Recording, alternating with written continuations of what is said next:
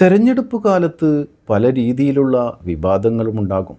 പക്ഷേ ആ വിവാദങ്ങളെ മറ്റൊരു രീതിയിലേക്ക്, വളരെ മോശപ്പെട്ട രീതിയിലേക്ക് കൊണ്ടുപോകാതിരിക്കാനാണ് ഓരോ രാഷ്ട്രീയ പാർട്ടികളും ശ്രമിക്കേണ്ടത്.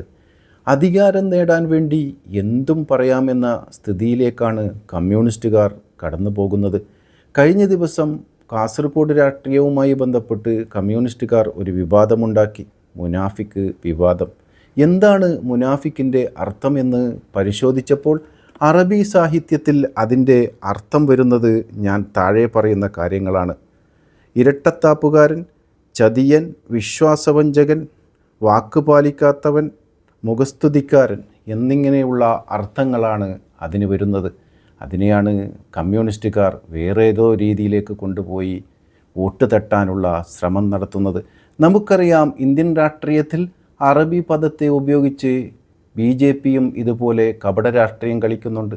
ജിഹാദി എന്ന വാക്കിൻ്റെ അർത്ഥത്തെ ദുർവ്യാഖ്യാനിച്ചു കൊണ്ടാണ് അവർ മുന്നോട്ട് പോകുന്നത്. അതേ ഒരു സ്ഥിതിയാണ് കേരളത്തിലെ കമ്മ്യൂണിസ്റ്റുകാരും വോട്ടിനായി ചെയ്യുന്നത് എന്ന് ഏറെ ദുഃഖകരമായ കാര്യമാണ്. അതിൽ മുസ്ലിം നാമധാരികളായ കമ്മ്യൂണിസ്റ്റുകാരുണ്ട്. അവരുടെ അവസ്ഥയാണ് വല്ലാതെ.